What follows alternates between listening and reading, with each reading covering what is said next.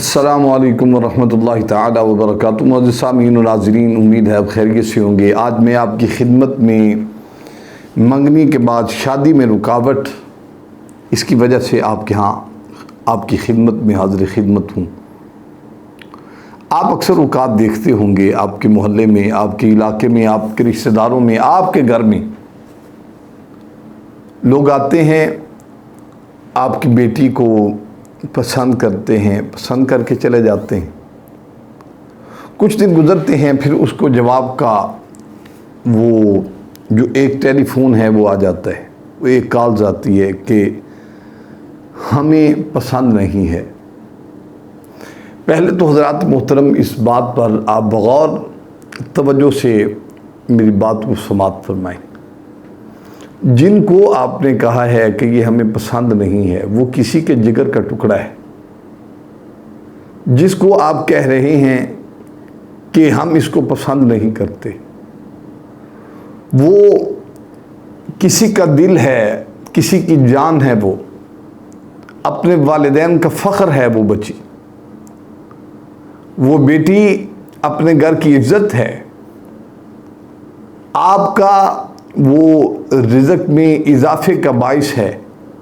جیسے کہ نبی علیہ الصلوۃ والسلام نے فرمایا، عورت، اللہ تعالیٰ نے جب عورت کو کسی کے ہاں کسی کے لیے چن لیا ہوتا ہے، وہ گھر میں چلی جاتی ہے۔ جیسے ہی گھر میں جاتی ہے، پہلے حالات کچھ اور تھے، اب حالات بدلنا شروع ہو جاتے ہیں۔ وہ کیوں ہوتے ہیں؟ رزق جو ہے یہ عورت کے مقدر کا ہے، اولاد مرد کے مقدر کی ہے۔ رزق جتنا ہوتا ہے عورت کے مقدر سے آتا ہے۔ نبی علیہ الصلوۃ والسلام کی ایک اور بھی حدیث ہے کہ ایک صحابی رسول حاضر خدمت ہوئے، یا رسول اللہ بہت تنگی ہے، بہت پریشانی ہے۔ اللہ کے نبی نے فرمایا شادی کر لو۔ پھر فرمایا کچھ دن گزرے، پھر حاضر خدمت ہوا، یا رسول اللہ پہلے سے بھی برا حال ہے۔ اللہ کے نبی نے فرمایا پھر شادی کر لو۔ یا رسول اللہ صلی اللہ علیہ وسلم، محبوب پہلے ہی حالت تنگی والی ہے، پہلے ہی حالت جو ہے وہ پچیدگی والی ہے، پہلے ہی حالت میری ترس کھانے والی، مجھ پر ترس کھایا جائے تو یہ اب میں پھر، اللہ کے نبی نے فرمایا شادی کر لو۔ شادی کر لی، اللہ تعالیٰ نے حالات کو تبدیل فرما دیا۔ یہ جس کو آپ ناپسند کرتے ہیں، یہ دراصل آپ کی رزق کی گارنٹی ہے۔ اور اس عورت کو، اس بچی کو، اس بیٹی کو جب آپ کہتے ہیں کہ ہمیں ناپسند ہے، یہ اکثر اوقات ہر گھر میں تقریباً یہ سلسلہ چل رہا ہے۔ پہلے منگنی ہوتی ہے، ایسے ہی مرد حضرات ہیں، بہت سے بیٹے، بہت سی بیٹیاں، بہت سے بھائی ایسے ہیں جن کی منگنی ہوتی ہے، کچھ دیر بعد وہ ٹوٹ جاتی ہے، پھر ڈپریشن کا شکار ہوتے ہیں، اور پھر بہت سے معاملات ان کے جنم لیتے ہیں، پیدا ہو جاتے ہیں۔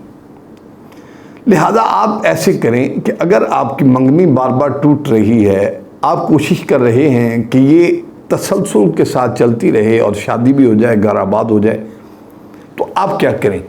آپ بعد نماز عصر 33 مرتبہ درود تاج کی تلاوت کریں۔